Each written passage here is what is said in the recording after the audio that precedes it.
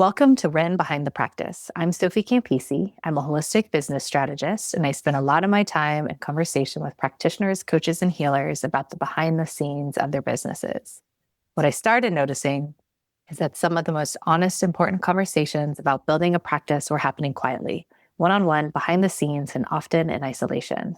Most practitioners are incredibly skilled at the work they do with their clients, but very few of us were ever taught or trained in how to build a successful startup business.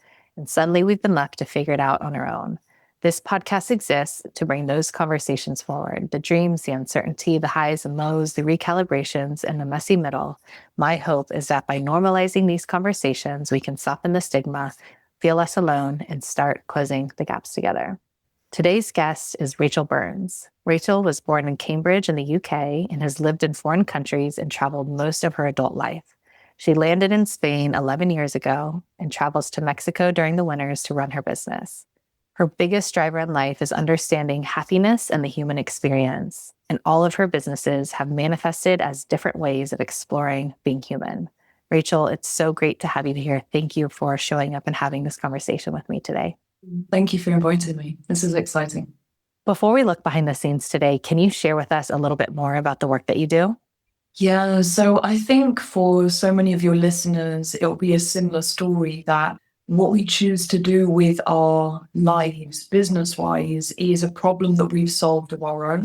And so every single business that I've set up has been a problem I faced and I've learned through taking certifications and studying with different teachers.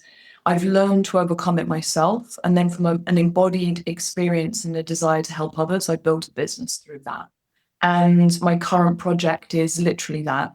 I hit quarantine and I realized that the foundations of my business were really weak. It was like a house of cards that collapsed. And it forced me to rebuild everything from a very different place. And so that's what I help people with today. It's understanding how to build a business that thrives no matter what changes in the economy and no matter where you may be in the world. Is the typical way that you work with people one-on-one? So I love to have a hybrid. I think there's a lot of benefit you can get from hearing other people's stories, because we only think to focus on what we see in front of us. And there are so many aspects of our experience, whether it's in business, in love, or in life, that we haven't even considered. And then we get into a group and other people, though, are bringing up topics and it really helps. It's a much more broad healing process. And so the conversation is very different in groups as to when it is one-on-one. Totally. I mean, we talked about this briefly before we started recording. The reason I'm having this podcast is basically that same reason. There's so much value that we get from other people sharing. And a lot of that, in my experiences, especially when we have a lot going on, although that's not really exactly the best phrase, but when there's so much transformation or there's so much going on, one of the biggest reasons that we are struggling, if you will, is just lack of words for the stuff going on, like lack of the actual language for what it is that's occurring. So whether it's in a business setting and we're all of a sudden solopreneurs and we're starting this practice and there's so much going on, we don't have language for it, or whether it's just a life transformation or psychedelics or whatever it is that pushes people onto a path of transformation, distinctions are invaluable. Having language put to what you're experiencing is invaluable. And just like you said, sometimes the best way to get some of that language is just by listening to other people going through exactly what you're going through, because you'll get language. Usually those aha moments are typically, that's what I'm experiencing. Like, that's the exact language for what I'm going through, how helpful. And like, it's such a important piece to the whole piece of taking action, transforming, getting the work done, whatever you want to call it, is like, first you need the language for what it is. You need those distinctions for what it is that you're going through, or else you can't do anything with it. For sure. And I've noticed, not just for clients of mine, I can think of key moments in my journey where I had this story around the results I was getting. And then maybe somebody else in a group coaching program I was in would bring something to the table and I'd realize, oh, actually where I'm at is okay. the results I'm getting are totally normal. There is nothing wrong because I'll be comparing myself to somebody who's 100 steps ahead. And it's just that relief. The nervous system just goes, oh, okay, I can enjoy where I'm at. Absolutely, especially in today's world of social media and the kind of like mind fuck that is like the comparison. And we don't do it on purpose, but and it is everyone's highlight reels. And you hear people say that, like, it's everyone's highlight reels that's out there, but it still does something to our brains. And like, there's so much that almost is out of our control. I think it's probably, I mean, I'm not a neuroscientist or a neurological specialist, but I'm assuming it's just a way that our brains operate is to compare it to something it knows and then work from there. It like needs probably a point of reference. And I think that absolutely what you said is so spot on. And especially with in the age of social media, it's like we don't know what's actually going on behind the scenes, like we don't know and we think everyone else has it figured out or it's going great or this and they aren't struggling when it's just not true. And I think these conversations, like the ones you're setting up, are so useful. Those of us, I'm sure for some of your listeners, some will be further ahead on the path than maybe you and myself, and some will be further along the path than them. And I've always found that listening to other people's stories who are maybe 10 or 20 steps ahead, but not just the success, it's the vulnerability. It's like what's actually taken them to get to where they are. That's been a real game changer. And I still continue to listen to those because they help to remind me the human behind the scenes. Absolutely.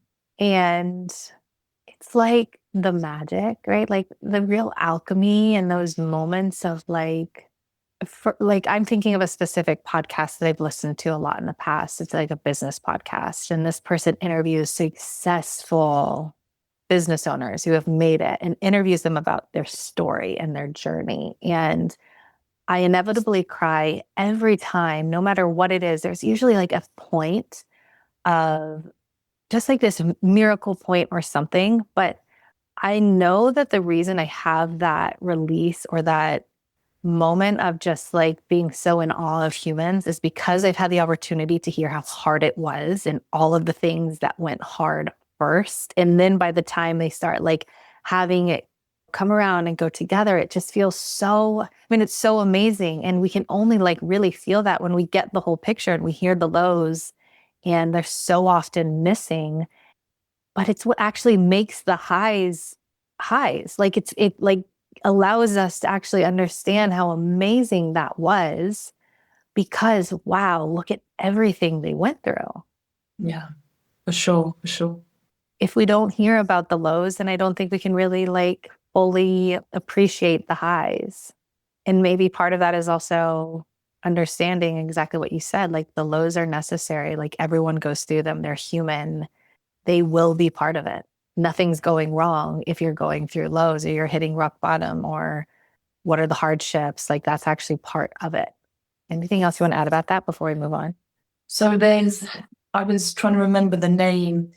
Alex Hormozy's wife, I remember seeing a clip of hers recently, and it was just one of these YouTube shorts. And what she shared really hit home. And she was having a challenging day and she was at the gym. And she was in there and sharing some of her process. And she came onto camera and was saying how she wasn't having a great day. She wasn't feeling good. She wasn't having the best workout. And yet she was still there doing the reps. And it was being raw and honest about the fact that it doesn't matter what level of success you get to, it's normal to not be high all of the time. And it's normal, the people who are doing really well aren't waiting to feel good to do the reps. Absolutely. When you look ahead to the next 6 to 12 months, what goals do you have for your work and for your business?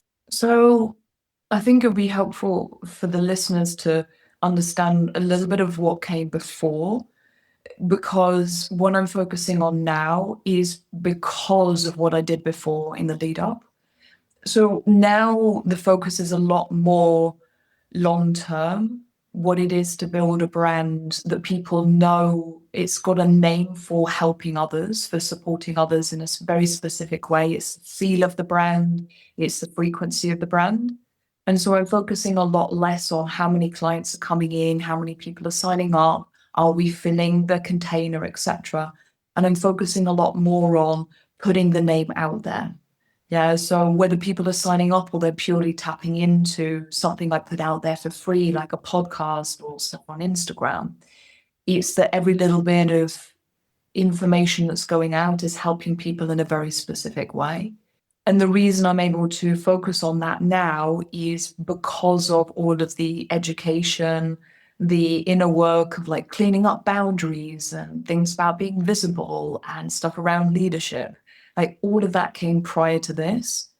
And I don't think I'd be ready to become as visible as I'm becoming had I not done all of that work prior, nor would I have the financial means to slow down on focusing on income so that my focus can go elsewhere. So it's this place where now less of my focus is on closing sales, although I'm selling all of the time, and it's more on brand awareness and brand visibility. Yeah. What are the different ways that, like the outputs for those specifically, when it comes to like, what are your avenues for that? Of becoming more visible and putting the brand out there, you mean? Yeah, like that being your focus is being more like getting your brand visibility. So my team and I, we've been exploring different things as I'm not sure how much of your business is online, if you've got like hybrid or you do a lot of your work online. But if I'm assuming quite a bit is online, that human to human contact, the level that you learn and grow, and the way that relationships are built in person is totally different from online. And I could feel my soul, but also my body calling for more in-person connections. And so a lot of the focus is really about building community in different places that I travel to. So I'm building community here on the Costa del Sol. I go to the Caribbean and Mexico in the winters, and I'm building a community there, going back and nurturing it and giving sessions. And I'm also going to be focusing in Sweden as another location, then England as another. So it's going to places and helping people who are in a similar situation to me like 5 years ago, and building a community of other women who are going through the same, so that even when I'm not there, they're able to connect. They can build friendships, they can support one another, and the brand of the school be a part of their journey that helps them to move in the direction they want to go. So when you do that, whether you're doing it already or that's your plan going forward, is it, like an in-person workshop or community event as a way to cultivate that community? And then your offers tend to be hybrid, where you'll do online or in person, depending on where you are. But really, this piece is to do more of these, what are they, more like workshops or like community events or like speaker events? Yeah, great question. Great question. It's actually what I'm doing now is kind of birthed from something I heard Stephen Bartlett talk about from the Diary of a CEO, because I've heard him in an interview talking about the importance of strategic failure. And he actually has a team that works with him that is finding ways to fail. This is how I understood it, because businesses, when they start to do really well, where they begin to fail in the future is doing the same over and over without actually doing anything new. And then suddenly what they're doing stops working, and they've not been playing with new ways of growing and new ways of giving service. And that's where they almost have to go back to the drawing board. And so he and his team, they're playing with new ideas of different things. And that really, I heard it and it landed for me. And I started to notice this in my own business, a strategy that had been working really well. I stopped getting the same results from it. And I decided, well, I'm going to play with strategic failure. So that's kind of what we're doing this year, where I've got this feeling in my body of what I'm creating without really knowing how that's going to happen. And so I'm going out and I'm offering these free workshops and talks. I'm bringing women together and trusting that whatever is birthed from that, obviously I have options for them to then come in and maybe trial out being in my containers or jump into a one-on-one offer. They have that as an option. And at the same time, it's the trust that whatever connections are created, something is going to happen. Yeah, I mean, the more like startup lingo for exactly what you just described is as simple as it sounds, or maybe not for some people. It's so important, which is validation. It's you get out there without trying to perfect anything. You focus first on connecting with your people. At the end of the day, that is the most important thing. If you can't connect with your people early on, your ability to grow and build a business long term is limited. So, like, focus first and foremost on finding your people, connect with them, however you can get in connection and contact with people. Do it and just have conversations, get to know them. Like, you will get the answers, you will get the data. Cultivating your connections, cultivating your community authentically, getting to know your people inside and out is the number one most important and most valuable thing you can ever do in business building or startup building. And then, what you said, the kind of like the startup lingo is validation. You try something and you always look to validate. You validate every step before moving on so that you can tweak. And it's like lean startup and the whole validation process. But it's like you try it. You try this type of thing, you see how it goes, try it a couple times, see if it's warm. And if it's not, nothing's wrong. You just try something else, right? Like, the most important thing is your people. If they're there and you have conversations, you ask them the right questions, you get really good data from them about like what they like, what they didn't, and you keep going.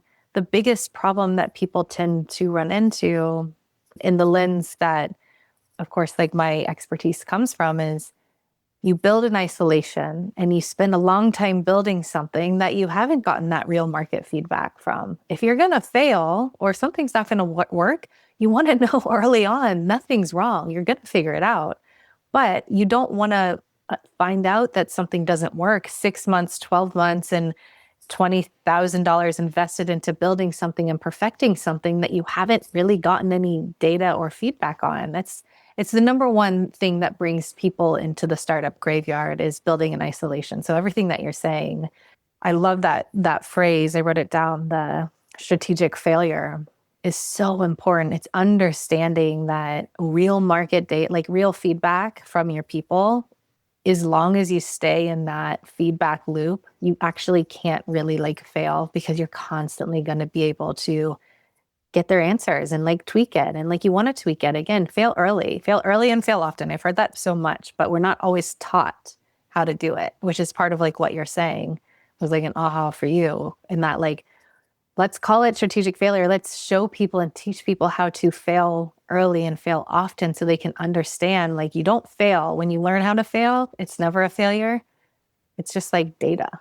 It is funny, as you were saying that, it reminded me telling the listeners about what it takes to get to that point that you're comfortable with strategic failure. It's the inner work, right? And I really noticed in the initial phases that I had a lot of attachment to getting results from the strategy that I was applying. And this is what I see for a lot of people. And I can really understand it because this was me as well. When, especially starting out, there's can almost be a need for things to work, to have that validation that it's going to work, to keep going and doing the things. And so if a strategy didn't get the results I'd expected, I would see it as failure, and then I'd experience it as failure in my body. And it was this real spiritual process of practicing apadiya, so non-attachment to the result. So there's actually the room for the stuff that wants to come to you to come in, right? Because sometimes it's not that somebody signs up to your offer, it's that something else happens because they connect you with someone and something else is birthed. But when we're so attached to needing that person to buy, or at least one person from a workshop we host to sign up to our offer, then we lose sight of all of the other opportunities that are in front of us. Absolutely. I think in my experience, especially from having these podcast conversations, the metaphor that has continually come up, it sounds simple and maybe cliche, but it truly is understanding and learning how to approach building our businesses like a gardener and not a hunter. Not that hunting is wrong or bad, but there is always an objective. You can have a bad shot when you're hunting. Absolutely. And if you have a bad shot when you're hunting, it can be detrimental. And I think because the old way of doing things was generally ushered forward by hunters, that worked for them, that worked for their nervous systems, that worked for how they build. But for those of us that don't, that's not maybe our a first way of engaging with things, especially like business.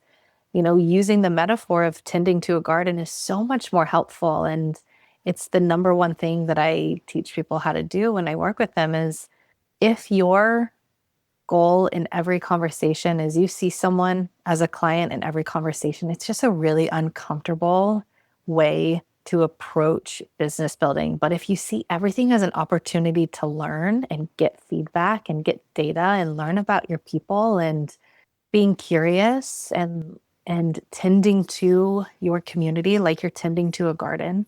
You can't hunt a garden. You can't go out there and make a perfect shot. What do? You water it every day. You give it the right sunlight every day. You can do a little bit of work and you be with and you tend to it and you nurture it. And in time, things do come from it. But exactly like what you're saying, if we are so focused on someone becoming a client, we are missing the most important piece, which is the cultivation of the connections, the cultivation of the community, and the data, which is like feedback, real words that people use. What exactly are they going through? What are the ways that they like, all the stuff that can come from conversation. Like that is the gold of business building, is those connections, those authentic conversations, what people say, the words that they use, how they talk about their problems, the blind spots that they have, like all of that. And where does that come from? It comes from talking to people.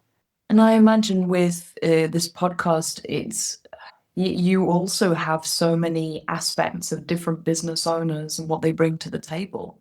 Like so much learning and growth of understanding the complexities of different minds when it comes to your own business and your own offers. Exactly. It's every conversation is the goal of every conversation that I have is one, to provide value in any way that I can, although I don't do that necessarily in these conversations because I don't want people to feel like I'm trying to give them unsolicited advice, but like be valuable, be helpful at any time and listen to people. Like just ask questions. And it's exactly the reason I approach these conversations the way that I do is just ask questions to people that doesn't corral them into a certain answer. Like give them the space to answer authentically because like that's stuff I want to know. Like I want to know my people inside and out. I want to connect with them deeply. I want to actually get to know them in their building process and the things that are hard and the things that go well, the things that don't go well, not because I have an answer for them, but because that's the number one most important thing for me to be able to deliver results at some point is to actually just get to know people so well, so deeply, authentically. But as soon as I tell them, oh, this is the solution I have, or it starts skewing, it skews the data, it skews people's responses, and you don't get those deep connections the same way. And you don't get that authenticity from the other side. Yeah, totally. Has there anything for you? I mean, it sounds like you've pivoted a few times in your building journey. Has there anything that has felt or been especially heavier than you thought it would be building your practice? Good question. I don't know if I'd put it as an expectation of it being less heavy. I remember back when I took my first certifications, because I started out in the world of fitness, wellness, and spirituality. And with multiple of the certifications, the trainers would talk to us about the importance of also understanding how to build a business. So we'd be learning the skills of anatomy, biology, whatever it may be. And maybe the course would have a little bit of business acumen, but not a huge amount. And I would hear in the background people saying, learn how to build a business. But back then, I didn't really take it seriously. And I didn't truly understand what it meant to build a business, or the fact that it's actually a requirement to not just take a certification to become a personal trainer or a yoga teacher.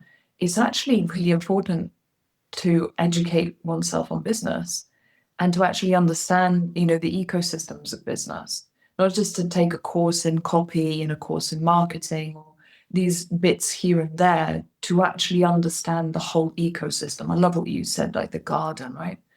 So how do you understand to tend to the garden? You've got different seasons, so different things are growing. It doesn't mean that the other areas have died. It's just knowing when they're supposed to come into fruition. And so this was a big, like, life changing for me, realizing that I built two seemingly thriving businesses, having never really studied business. But what had happened was I built them through the mindset and the identity of the service provider. And that's what I meant by my business was built like a house of cards, because as soon as quarantine came, the wolf blew and the cards fell down. Yeah. And that was a massive wake up call, that I realized that I thought my business was strong and it wasn't. And then I thought, well, I've never studied business. So, of course, I've not built a strong infrastructure, because I didn't know what it was to build one.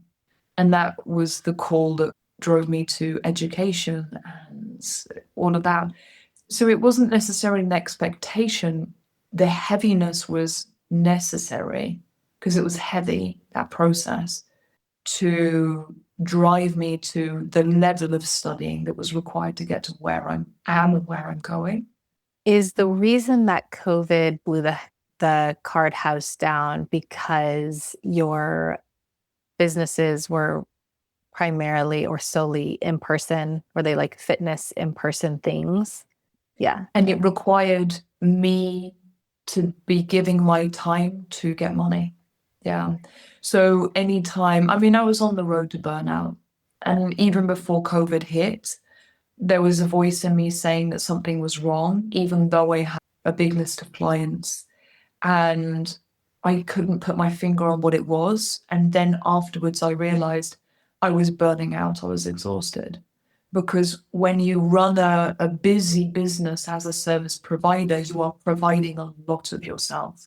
And so the whole of my business model was I had to give me to receive money in return.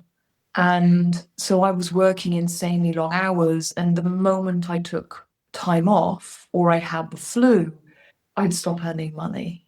And so COVID hit, and I'd invested all of my money in another business.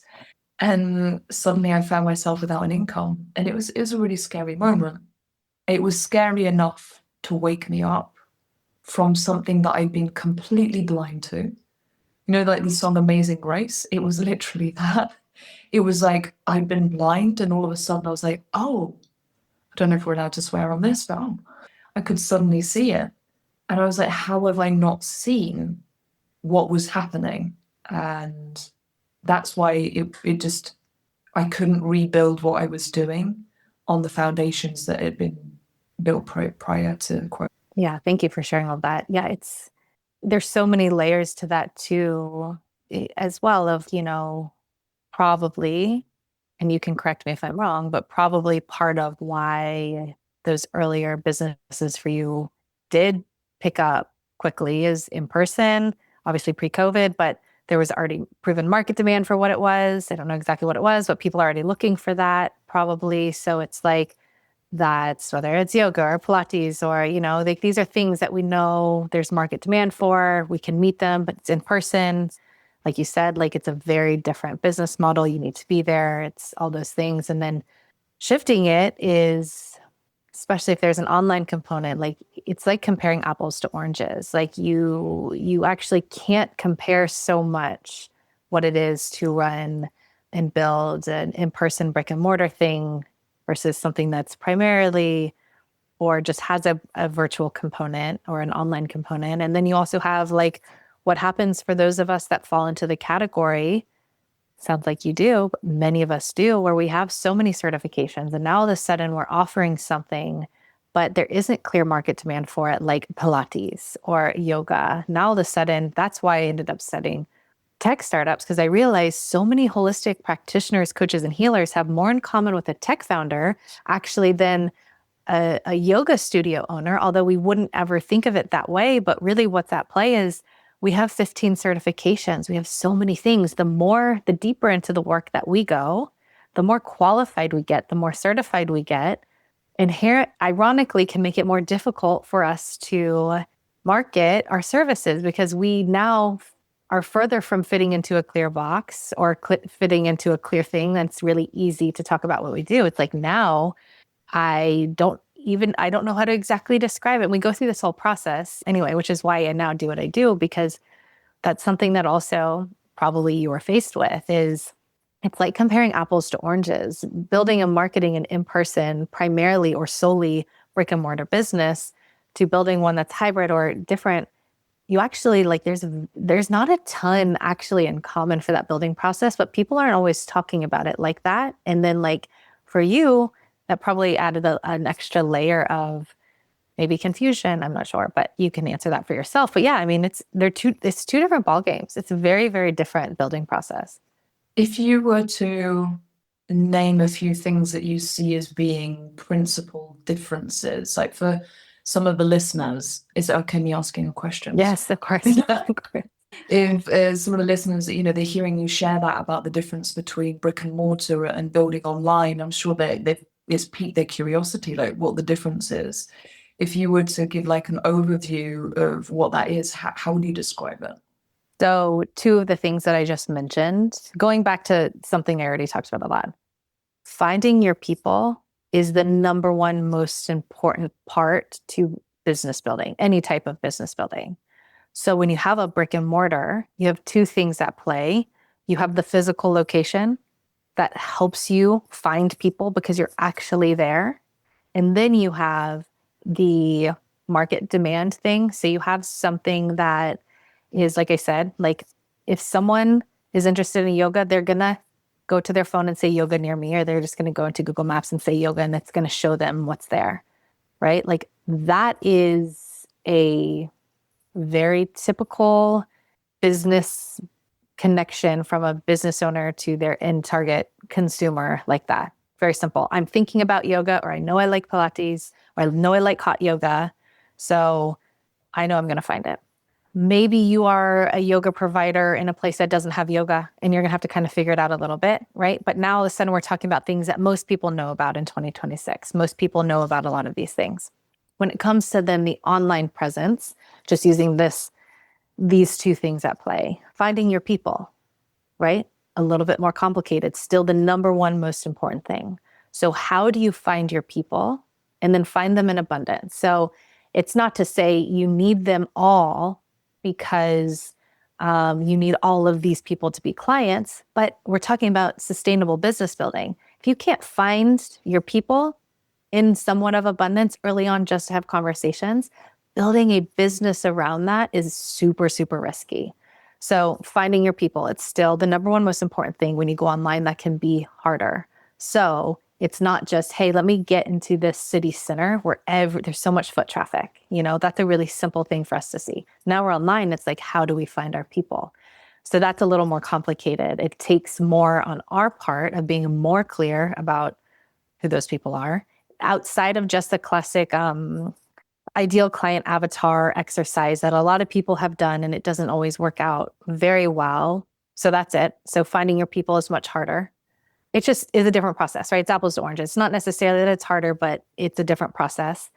And then that market demand thing, like I talked about, a lot of what we do as holistic practitioners, coaches, and healers, especially anyone that falls into the category of not fitting into a box, like most of us now do, we are going to be running into that problem of if people aren't looking for it, it can make it really hard to find. And so how do we match our gifts and our brilliance now that we have 15 certifications and we've been doing this for 10, 15, 20 years, and we have this really super, super holistic toolbox. Like we're better than we've ever been at helping people.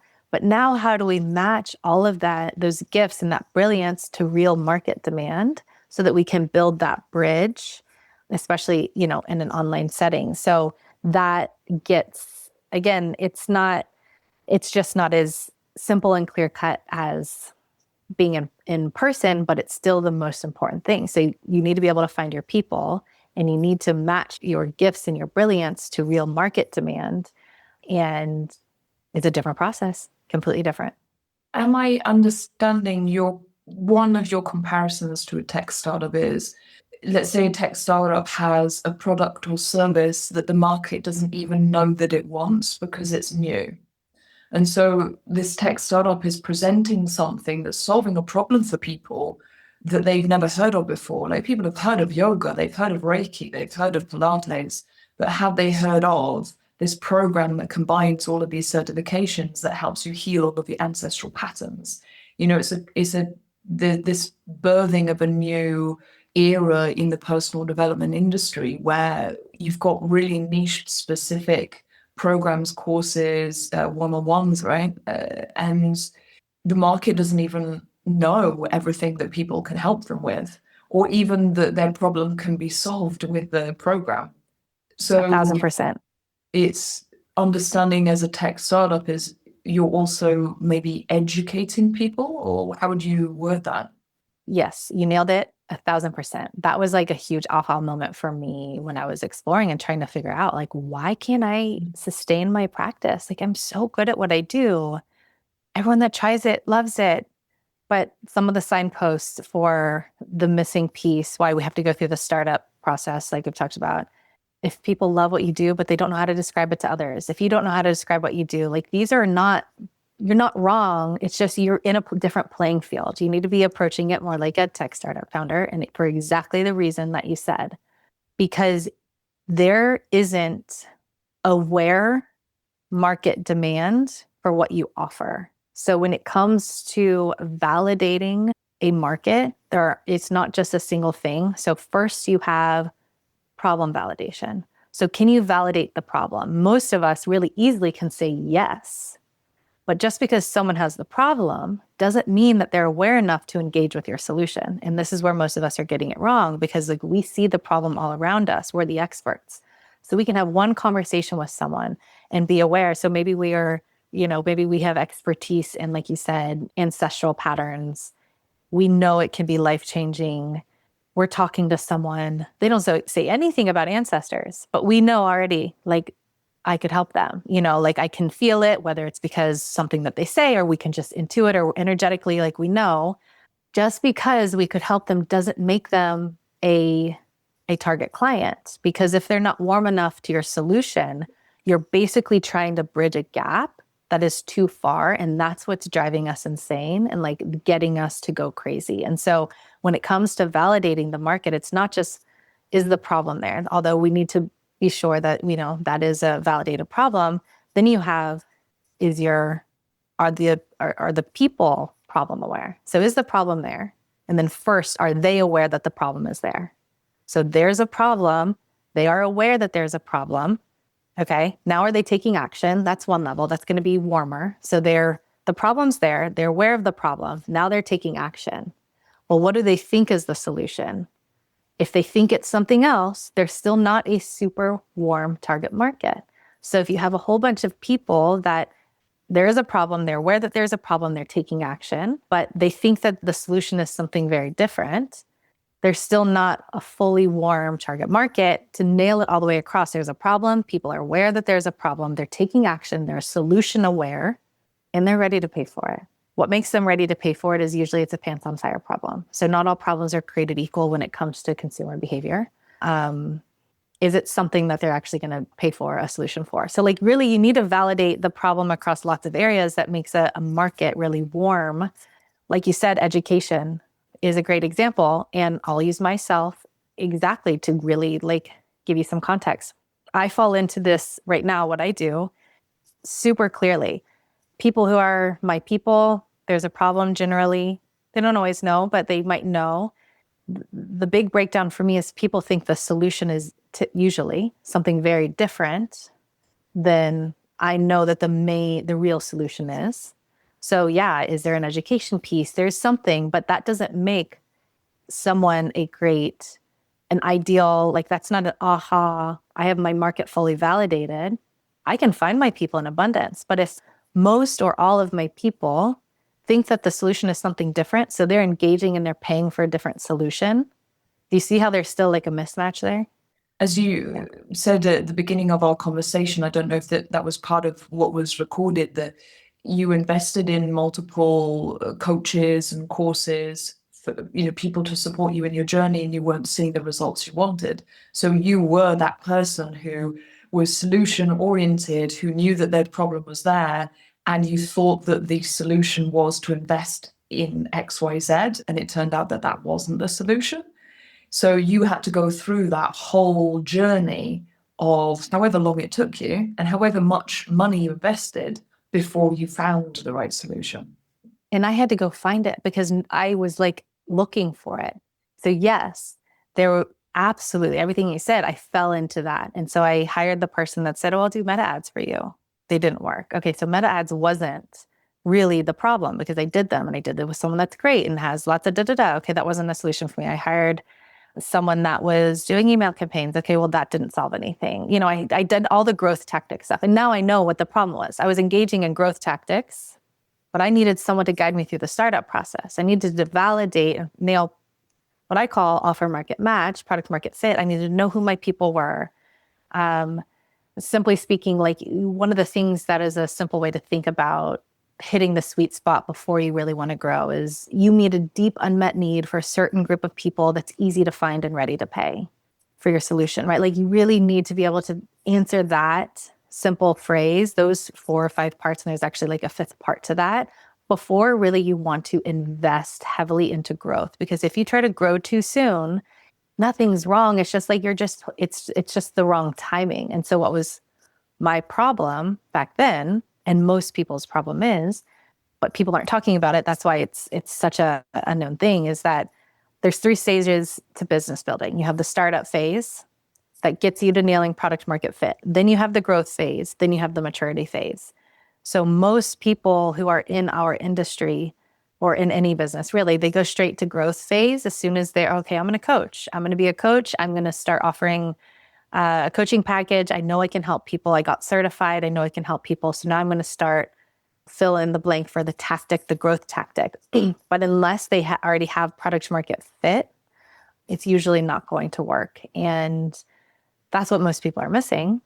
But no one's talking about it. Like it's not talked about a lot. So people don't realize that's part of the problem. And yes, exactly what you said. I was that person and spent 10 years and how much money invested. I mean, still makes me sick to my stomach, not as much now, but think of how much money that was invested and lost in investing into growth tactics. But I really needed someone to tell me, oh no, you don't have product market fit yet. Everything's fine. You just need to learn how to find product market fit. First do that and then go. Like no one told me that. Yeah. Yeah, I mean, we're in an industry when it comes to personal development, holistic practices, healing, all of that, in an industry where the majority of the business models that we see are not the ones that are going to create financial and time freedom for us. And I mean, I did this myself. I unconsciously copied the models that I saw everybody else creating, assuming that that was the only way to build a wellness business. And when you're copying models, you'll see the success that people are having, so you can build it for yourself without realizing that there's a whole other world out there. And just like you're saying, when you approach a business from a startup or a tech startup perspective, it's also understanding that you're building a company. You're not just the service provider, you're also the company owner, the company founder. And I've seen this with so many clients is they will earn the wage of a service provider until they understand that they're, you call it a startup. I refer to it as the founder. They're the founder, so they've got to build the initial foundations as a founder. And then from that place, there's no cap on income and you can keep growing just like a company does. And I don't know about you, Sophia, I see that the educational piece that's been missing for so many people in our industry is now so much more readily available in so many formats, one of the challenges I'm seeing a lot of people face, and I face this myself, is actually knowing what to invest in. Yes, I think that there, well, we've kind of come into this age of DIY everything. So, like, anyone can do a business, and it's true. But there's still so many distinctions within business they think people don't have. So then it's confusing a lot of this stuff. So, exactly like what you were saying, most people are, there's a couple of ways to describe this. My very first business model, when I first started my company, after I graduated law school, I started a company. It was a very different business model. I had a lot of early investors in that business model, successful businessmen and women who put a good amount of money into me. They believed in me, they believed in my mission. Again, like I was just saying, not one of them said you needed to find product market fit. Now I know, years and years later, they were all employees. They were working for companies that already had product market fit. So they were successful salespeople or, executives at some level, but they don't have startup distinctions. So none of them knew what I needed actually. They were giving me advice and coaching me and advising me as if I was already met product market fit and now I needed to grow my business. So that's like an example of, again, no one's wrong for it, but it's just like, wow, like why was no one telling me actually what I needed? Well, they didn't know either. Another way this comes up is people who I talk to a lot who are really successful in the corporate world or really successful as employees, and they're really good at sales or they're really good at marketing or they're really good at tech. And then they put a stake in the ground and start their solo practice. They are committed to their mission and their life's work and they are going to do it. And then they can't figure it out. And it's so frustrating. They're like, but I was the number one salesperson at this company and da da da. And now all of a sudden I can't sell anything. And it's like, because you were working for a company that already had product market fit and you were then selling and growing and you were doing all the business stuff that most people know about, but that company already had product market fit. It knew who its clients were, it knew the products that they wanted, and they've been doing it for multiple decades. Then you came in. That's why it's not working for you, not because you're not good at what you do, but you actually you're in a different playing field now that a lot of people aren't talking about. Startup businesses, real startup businesses, like you said, like a founder, it's a totally different mindset. It's a different building process. And so what you need to be thinking about and the tactics that you need are very different. So most people are treating us like we're small business owners. A small business owner is a gas station, a tailoring shop, a dry cleaning shop, an ice cream shop, a hair cutting salon. These are businesses that are proven business models, right? How do we know that? Because there's thousands or millions of them all over the world, and they're still going to be more open tomorrow. With a little bit of research, like demographics, and you could spend one day, especially now with AI, do a little bit of research, and overnight could start executing one of those business plans tomorrow.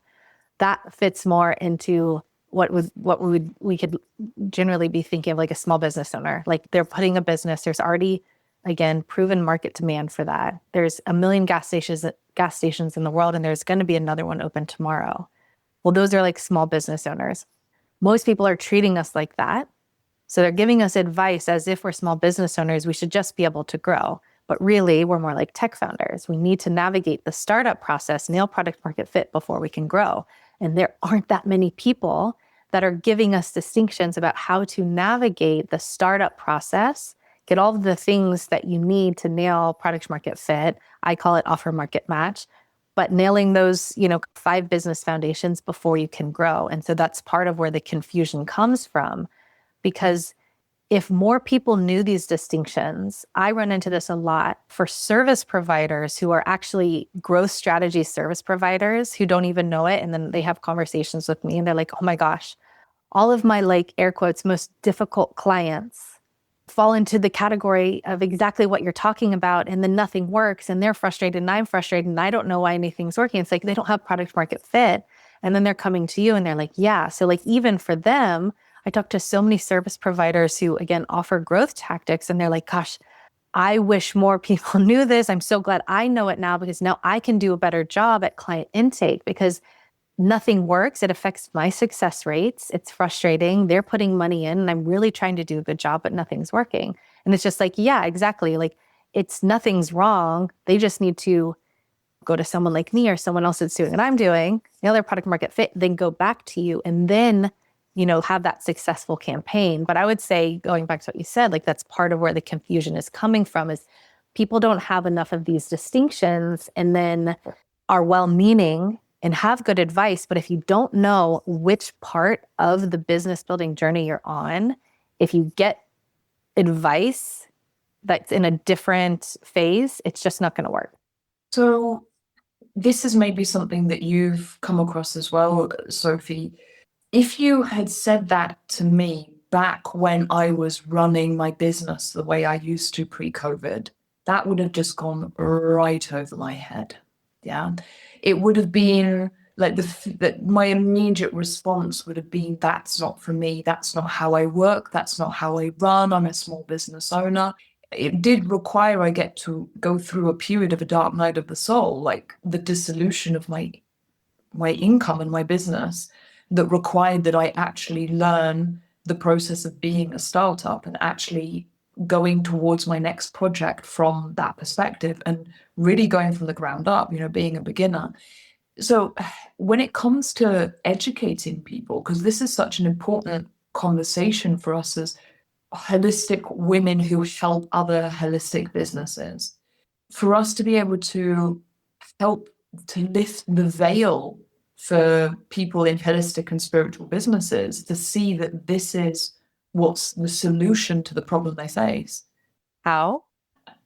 Yeah, I'm still validating that part. Like I am still in that process. I walk the walk. I practice what I preach because again, there is no point to go forward until you have each piece validated. And so for me, it is that. It's part of why I'm having these conversations and learning and approaching it. That breath you just took, like really, when I talk to my coaches and my mentors who've taught me what I know about startup building, who are experts in tech startups, like they are tech startup experts. And so when I'm in their group courses, I'm on calls with people who have companies that their clients are NASA and they're removing space debris. Like what? And here I am, I'm a holistic practitioner who, it's like, but it's the same process. It doesn't matter when you understand how to go through that startup building process. But when I, have my conversations with them, one of the things I find myself over and over is just reminding myself of just like, and they remind me, it's breathe, just breathe here. Cause sometimes like, gosh, like, yeah, I don't know. I don't know if I'm going to be able to educate enough or do it in a way that's not forceful. And I don't know the answers for how to shift those conversations. And I don't know the answer to what you're saying other than practicing what I preach, which is continuing to focus on connecting with my people. Like, I know that's the most important thing. Have real conversations, have authentic conversations. Of course, I'm doing my work also on the backside and using that data. I'm not just having conversations. I know now what to do with those conversations and how to use the data that I get. And data is such a lame word. I should probably think of how else I could talk about it. But when you understand how to really build a successful startup, you understand that real words and real phrases and real things that real people say and real conversations are the gold for building a successful business that is sustainable long term. So I don't know the answer. And I am trusting the process and, practicing what I preach, and know that continuing to engage and nurture and tangle apart these conversations and have the conversations and ask people the right questions, because not all questions are created equal. It's part of why I tried to do my best to show up to these conversations just as a peer. I want to get to know people really, but not to get to know them if they think I have something in mind for them. You see the difference? Like if they think I have something in mind for them, or if I have something in mind for them, it's going to skew the whole conversation, and I don't get that real data. So yeah, I don't know. I love this because the terminology that you're using is different words to what I've been using up until now, I'm for sure going to find myself using more of this sort of startup language because I think this is really important, the language that we use as holistic practitioners to move a little bit more away from the woo-woo and actually make things a bit more tangible and to bring in a bit more of like the yang and the masculine and the structure and the tech side to understand, it gives structure to the non-tangible part of everything we do with healing. And to have different terms, just this conversation, for example, is a real eye opener for me because we, in peer-to-peer conversations, we get another person's perspective that we haven't considered before on the very same thing that we've been looking at from our own perspective up until that point, right? And so you get into these conversations with other business owners and you get to see it from their perspective and what they bring to the table. And this is one of the things with my friends as well, who I see are on the path that it hasn't quite clicked for them, it hasn't quite landed.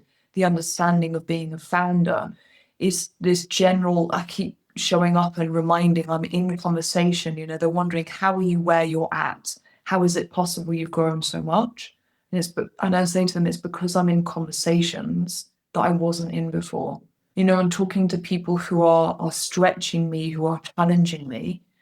And what I'm hearing on your part, Sophie, is you're in conversations with people in tech, people who are getting debris out of space. And it's different language around the same things, different perspective around the same things. Absolutely. And, one last thing that I'll add before we wrap up is going back to your point on like getting away from the woo-woo. It's not that the woo-woo is wrong. It's just that people don't get it, like our people get it. So if people get it, it's okay. But that's part of what's so important about nailing your business foundations and understanding the startup process, because you really can see that it's not about right or wrong. It's about, does it work or not? So can your people hear you? Can they get you?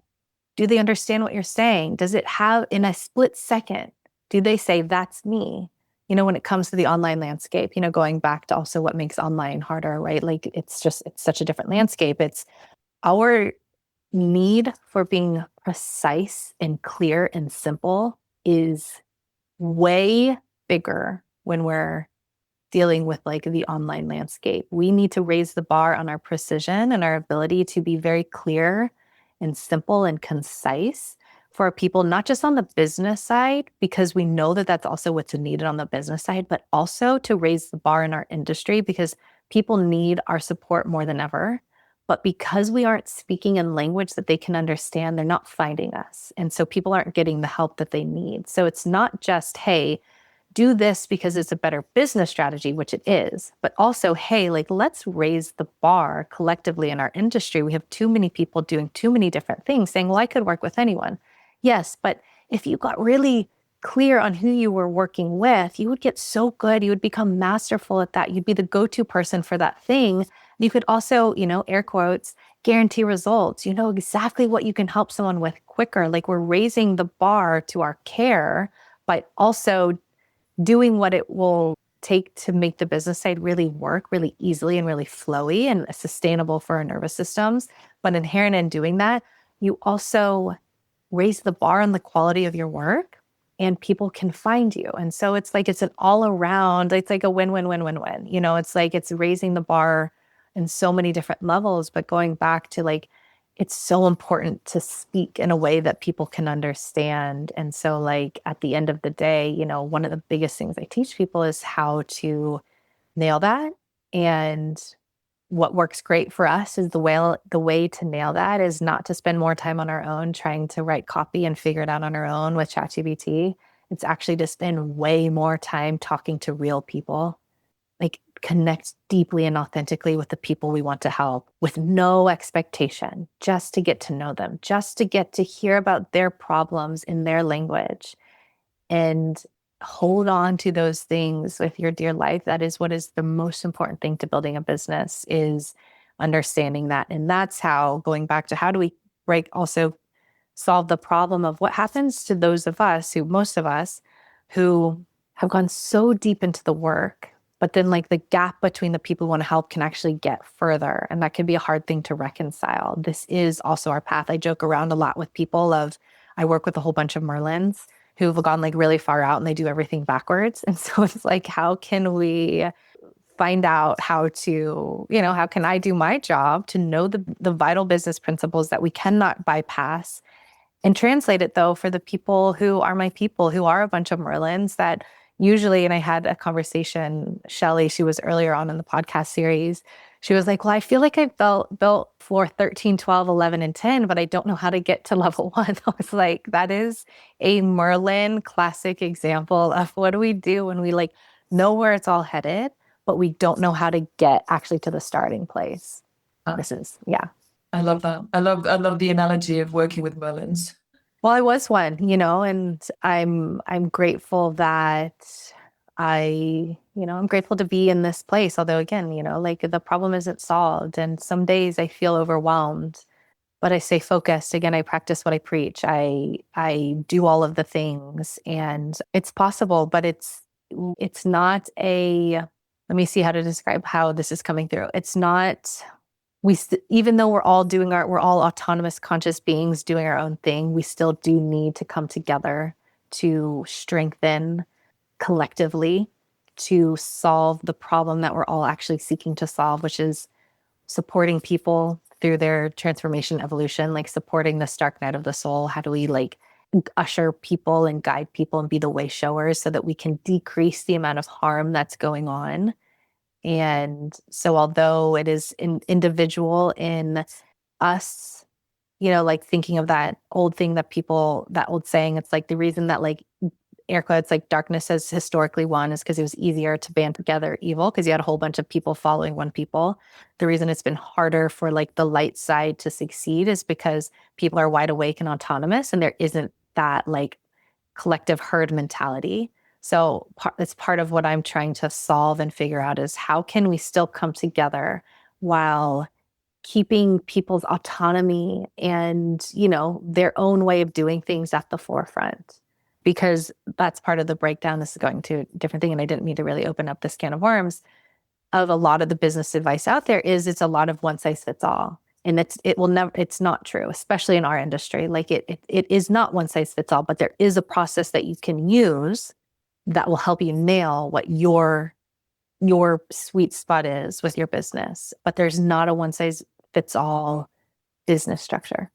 To add 2 cents to what you were saying, Sophie, is I think this is one of the really fun challenges that we face when we're supporting business owners who are creative, unique, colorful, and so very different, each individual, is really guiding them to find what their unique format is, whilst having the structure that we're able to give to them through which they can find what that is. Because in that startup process, and I think this is something that we would have been through ourselves and most, if not all startups go through, is you've got to have faith before you see the result. And you've got to continue having faith for a period of time before any concrete, repeatable results are actually visible. And this is where so many people, they revert back to what was easy and what they know how to do, rather than following through in the startup founding process. And this is where you come in. This is where I come in. It's actually helping people know this is your structure. This is what you want to be doing. You will find a way. You just got to keep to the plan. Yeah, absolutely. Anything else you want to add before we wrap up today? I think it's more along the lines of, because everything we've touched upon has been for sure very useful and very unique ways for everybody listening. I often find some insights in retrospect from people who are ahead on the path is really, really useful. I remember in that startup phase, there were so many times I literally had no idea what I was doing and had no idea if it was going to work. And something in me just kept me like burrowing away. I just wasn't willing to give up.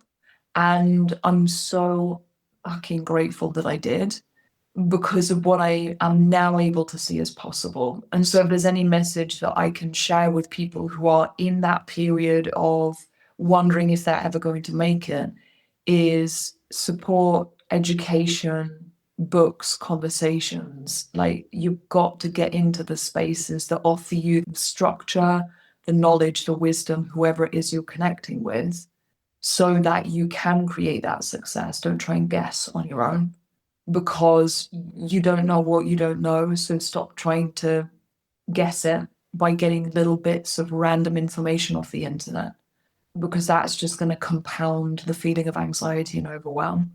It can feel really scary to invest in help because it can feel like a financially massive investment.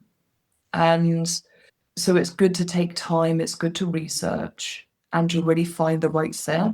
And at the same time, you just got to go for it and, yeah, get support and get education. Such great wisdom. And thank you for saying that, because it's this culture of, DIY everything and just getting little tidbits here and there. It's really contributing to our burnout. It's so overwhelming and it's not enough. If it was, our industry would be thriving, and it's not.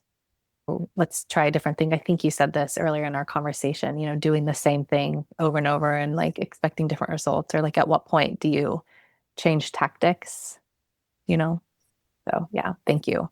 Thank you, thank you, thank you for this conversation, for joining me today, for co-creating the space with me. Thank you for the questions that you asked me. I enjoyed that. And yeah, just thank you. And for those of you who are listening, if any part of this resonated, you're in the right place, please reach out.